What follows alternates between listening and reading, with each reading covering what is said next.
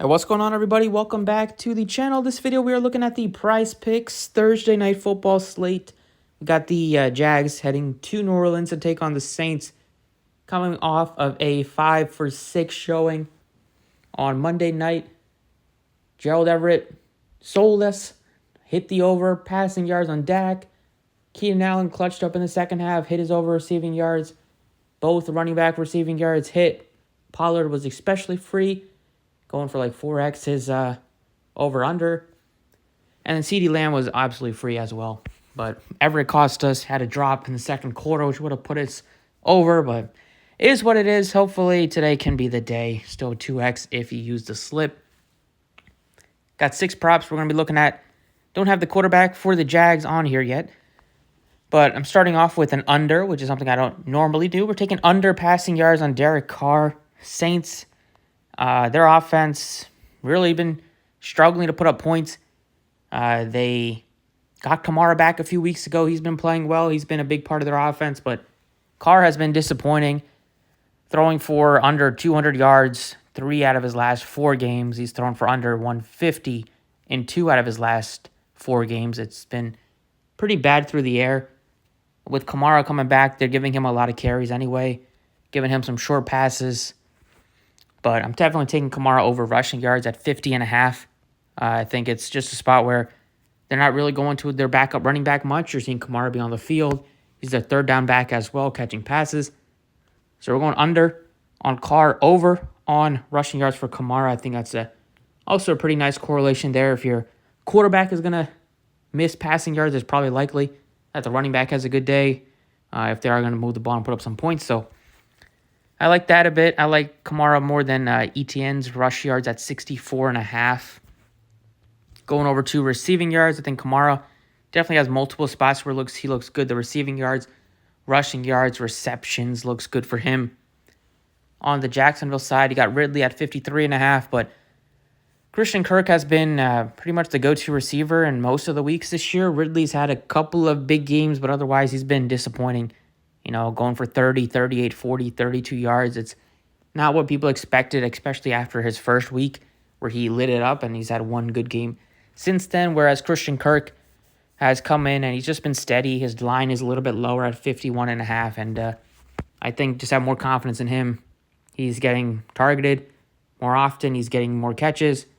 He's making more plays, so might as well roll with him at 51.5, taking the over.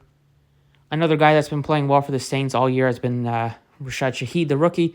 He's been balling. He gives you a pretty good bargain at just 34.5 receiving yards. He's done that most of the games this year.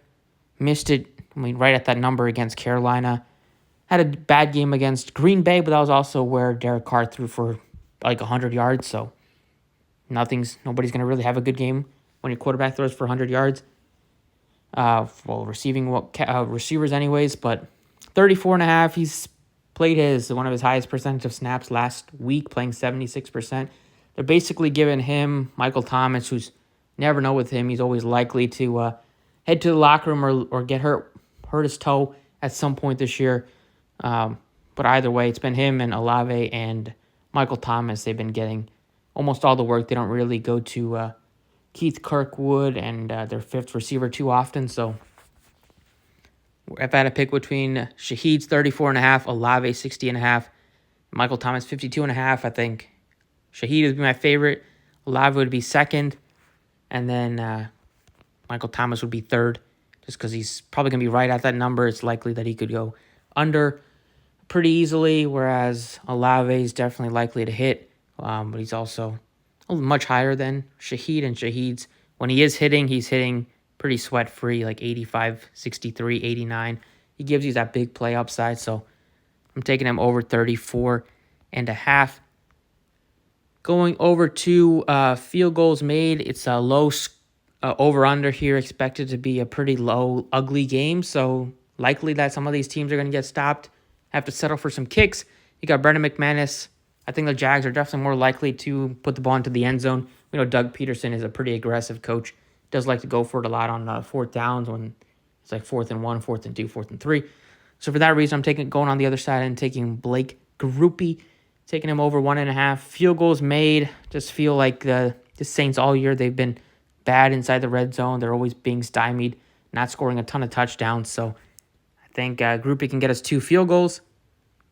And then for the final pick, going over to receptions, and I am taking Travis Etienne to get us 3 catches. It's numbers right at 3, so it could be a push here. He's been really involved last few weeks.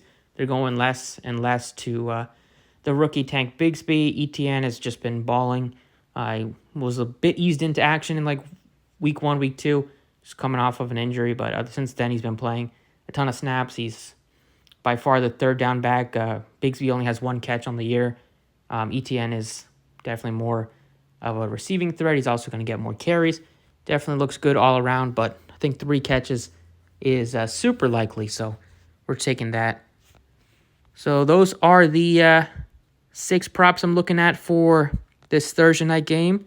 Let me know what you guys think. Under passing yards for Derek Carr at 236.5.